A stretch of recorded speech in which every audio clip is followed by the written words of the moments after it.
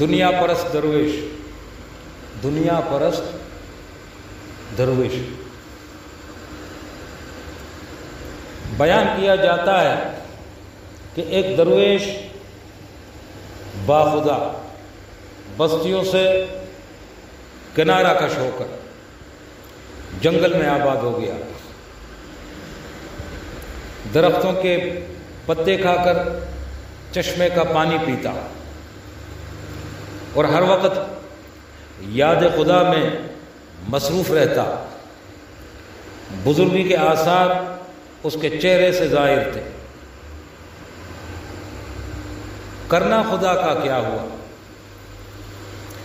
کہ ملک کا بادشاہ شکار کھیلتا ہوا اس طرف آ نکلا۔ اس کی نگاہ اس بزرگ پر پڑی تو اس کے پاس گیا اور اس کے احوال سے آگاہ ہونے کے بعد اس سے درخواست کی کہ آپ ہمارے ساتھ دارالحکومت چلیے، ہم آپ کے لیے بہت عمدہ انتظام کر دیں گے، وہاں آپ کو ہر طرح کا آرام ملے گا۔ درویش نے بادشاہ کی یہ بات ماننے سے انکار کیا اور کہا میں یہیں ٹھیک ہوں۔ ایک وزیر بولا حضور بادشاہ سلامت کی یہ بات ماننے میں کوئی حرج تو نہیں، اگر شہر میں آپ کا دل نہ لگے تو پھر یہیں آ سکتے ہیں۔ یہ بات درویش کی سمجھ میں آ گئی، وہ بادشاہ کے ساتھ آ گیا۔ بادشاہ نے درویش کو رہنے کے لیے ایک شاندار مکان دیا جس میں باغ بھی تھا، خدمت کے لیے ایک لونڈی اور ایک غلام مقرر کر دیا، اور درویش نہایت عزت اور آرام سے زندگی بسر کرنے لگا۔ کچھ عرصے بعد بادشاہ کو درویش کا خیال آیا تو وہ ملاقات کے لیے آئے۔ دیکھا وہ تخت پر گاؤ تکیے سے کمر لگائے بہت آرام میں رہنے اور اچھی غذا کھانے سے موٹا تازہ ہو گیا تھا۔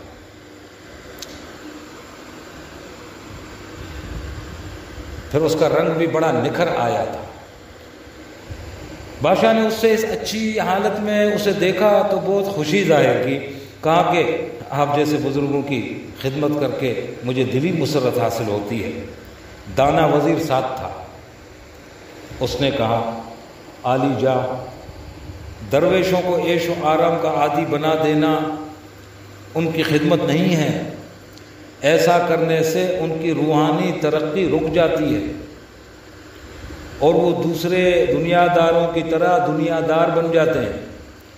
البتہ عالموں کو ضرور مالی مدد دینی چاہیے کہ وہ علم حاصل کرنے اور علم پھیلانے کے لیے تاکہ فارغ رہیں۔ وضاحت: حضرت سعدی رحمۃ اللہ علیہ نے، شیخ سعدی رحمۃ اللہ علیہ نے اس حکایت میں نہایت خوبصورت انداز میں یہ بات بتائی ہے کہ خدا خواہی اور دنیا بالیقین الگ الگ دائر ہے، الگ الگ چیزیں ہیں، ان دونوں کی سمتیں واضح اور الگ الگ الگ الگ ہیں۔ اگر خدا پرست دنیاوی راحتوں کی تمنا کرے گا، راحتوں کی دنیاوی تمنا کرے گا، یعنی دل میں اس کے خواہش ہوگی مزے میں رہوں، میرا جسم میرا وجود، بالآخر دنیا ہی میں پھر پھنس جائے گا۔ ویسے یہ بات ممکن تو ہے کہ ایک شخص دنیاوی ساز و سامان بھی رکھتا ہو اور باخدا بھی ہو، جیسے حضرت خواجہ بہاؤالدین زکریا ملتانی رحمۃ اللہ علیہ، بڑے مالدار، بڑے رئیس تھے، بڑے رئیس۔ اگر کسی ارد گرد کی ریاستوں میں قحط سالی ہوتی، لوگ فاقہ کشی کا شکار ہوتے ہی امداد کے طور پر، یا ان ریاستوں کے بادشاہوں کو قرض کے طور پر اجناس بھیجا کرتے تھے، اونٹوں پر لاد لاد کر، ایسے مالدار تھے۔ لیکن ان کا جی اللہ کے ساتھ لگا ہوا تھا۔ ان کا لنگر سارا دن چلتا، رات گئے، لیکن انہوں نے لنگر کے داخل خانے پر درویش دربان چوبدار کھڑے کیے تھے۔ وہ ہر ایک کو اندر نہیں آنے دیتے، جن کے دل زندہ تھے ان کو روٹی کھلائی جاتی تھی، ان کو لنگر میں حصہ دیا جاتا تھا، غافلوں کو بگا دیا جاتا تھا۔ وہ اہل کشف دربان دور سے دیکھ کر سمجھتے تھے یہ خدا کو بھولا ہوا، یہاں بہاؤالدین کے لنگر کھانے کی روٹی اس کو جائز نہیں۔ وہ اس حدیث پر عمل کرتے تھے، کھلاؤ اہل تقویٰ کو، کھلاؤ اہل تقویٰ کو۔ اس کی تفسیر میں علماء کرام فرماتے ہیں کہ اگر کسی نیک کو کھلاؤ گے تو اس سے اس کے جسم کو جو قوت آئے گی، اس کے ذریعے وہ نیک اعمال کرنے کی اس میں ہمت ہوگی، اس میں تمہیں بھی اس کا اجر ملے گا۔ اور اگر تم کسی ہوس پرست کو کھلاؤ گے، اس سے اس کے اندر کو جو قوت آئے گی غذائیت سے، اس کو وہ گناہوں میں لگائے گا تو اس سے تو بھی گناہ گار ہوگا۔ اس لیے وہ نہیں چھوڑتے تھے اسے غافلوں کو۔ ہے بڑے مالدار تھے، جو وصال ہوا تو سارا مال ان کے بیٹوں میں تقسیم ہوا۔ حضرت ان کے بیٹے صدر الدین شاہ، ان کو جب یہ مال حصے میں آیا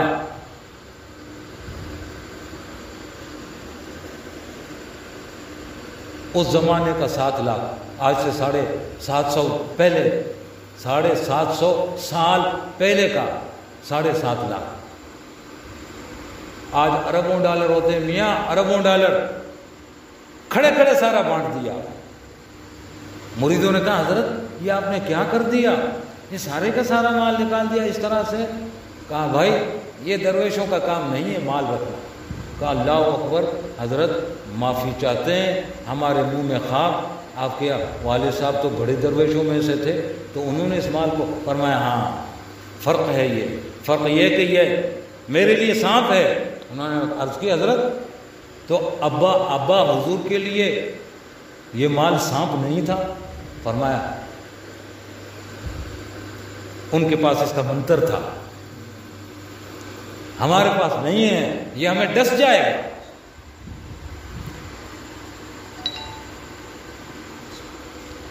ویسے یہ بات ممکن ہے کہ کوئی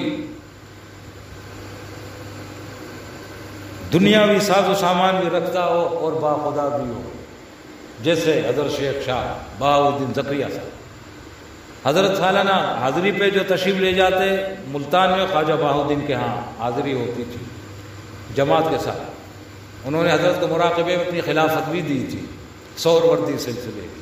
اسی طرح بابا کے یہاں حاضری ہوتی تھی جماعت کے ساتھ سالانہ۔ بابا نے ان کو اپنے چشتیہ سلسلے کی خلافت حضرت کو نواز دی تھی۔ فرمایا سبز پگڑی بھائی ہمارے سر پر بابا نے اپنے ہاتھوں سے باندھی۔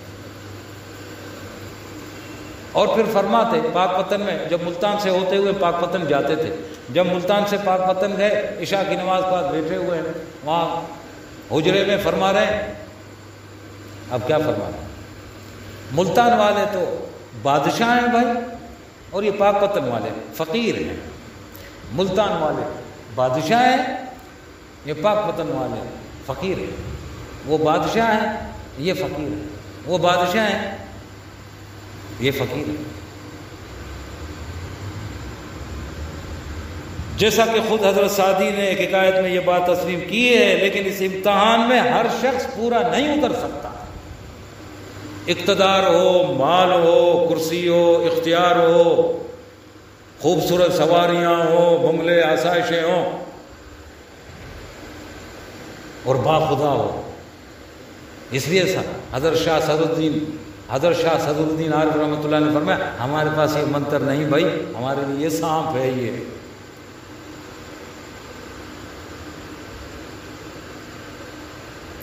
ہر شخص پورا نہیں اتر سکتا کہ اسے ہر طرح کی آسائش بھی حاصل ہو اور پھر خدا کے راستے میں جان قربان کرنے کے لیے تیار بھی رہتا ہو، جو درویشی کی اصل روح ہے۔ سبحان ربک رب العزت عما یصفون وسلام علی المرسلین والحمد للہ رب العالمین۔ اور اگر آپ نے ابھی تک ہمارا چینل سبسکرائب نہیں کیا تو فوراً سبسکرائب کیجئے، ساتھ ہی بیل آئیکن پر کلک کریں تاکہ مزید آنے والی ویڈیو چاہے وقتاً فوقتاً آپ کے لیے اس چینل پر اپلوڈ کرتے ہیں وہ آپ کو وقت پر ملتی رہیں اور آپ ان سے مستفید ہوتے رہیں۔